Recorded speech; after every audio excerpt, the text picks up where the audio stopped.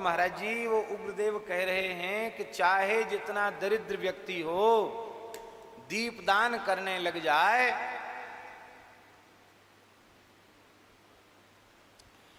चाहे जितना दरिद्र व्यक्ति हो दीपदान करने लग जाए तो फिर उसकी दरिद्रता नहीं रह जाएगी।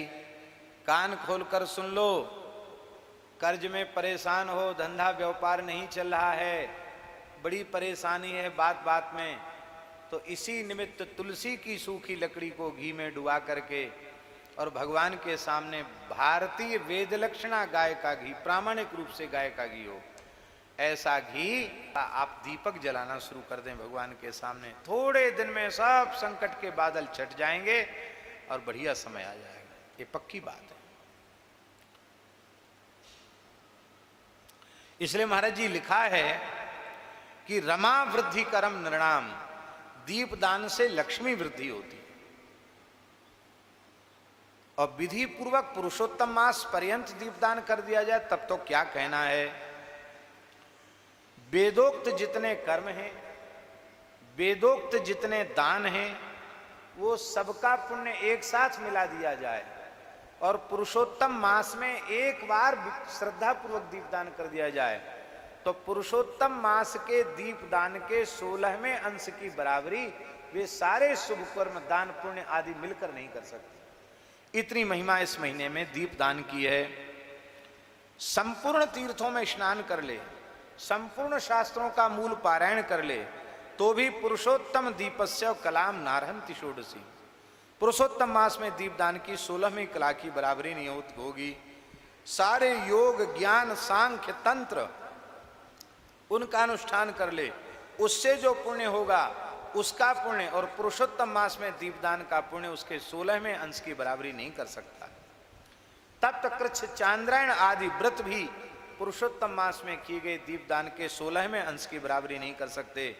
वेदों का अभ्यास, गया का श्राद्ध, गोमती का सेवन, ये भी पुरुषोत्तम दीप की 16वीं कला की बराबरी नहीं कर सकते।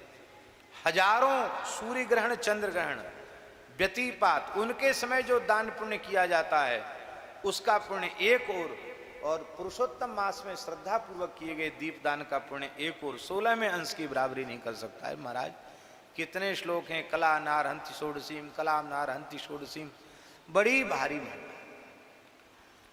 कुरुक्षेत्र, दंडकारण्य आदि सब पवित्र क्षेत्रों में घूम के आवे और पुरुषोत्तम मास में एक बार भी प्रेम से दीपदान कर ले तो भी उसकी बराबरी नहीं हो सकती।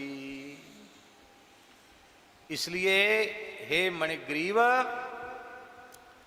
ये बड़ी गुप्त बात थी पर हमने तुमको बता दी क्योंकि तुमने हमारे प्राण बचाए तो हमें तुम्हें कुछ न कुछ तो देना चाहिए, इसलिए हम यही तुमको दे करके जा रहे हैं। तुम प्रेम से दीपदान करो। और महाराज जी लिखा, बंध्या स्त्री दीपदान करे पुरुषोत्तम भगवान के निमित्त पूरे महीना विधि पूर्वक, उसे पुत्र की प्राप्ति होगी। भ्रष्ट राज्य वाले को राज्य मिल जाएगा, जो चाहोगे सो हो जाएगा। कोई विवाह के योग्य कन्या पूरे पुरुषोत्तम मास का व्रत करे और प्रतिदिन भगवान, ये भी लिखा है। विद्यार्थी को विद्या की प्राप्ति, सिद्धि की कामना वाले को सिद्धि की प्राप्ति, खजाना हमारा बढ़ जाए ऐसी किसी की इच्छा हो तो उसको खजाने की प्राप्ति, और जिसको कोई कामना न हो तो मोक्षार्थी मोक्ष मापनुयात, मोक्षार्थी को मोक्ष मिल जाएगा। और मोक्ष भी नहीं चाहेगा तो कृष्ण प्रेम प्राप्त हो जाएगा, भगवान का प्रेम प्राप्त हो, धन्य अति धन्य हो जाएगा।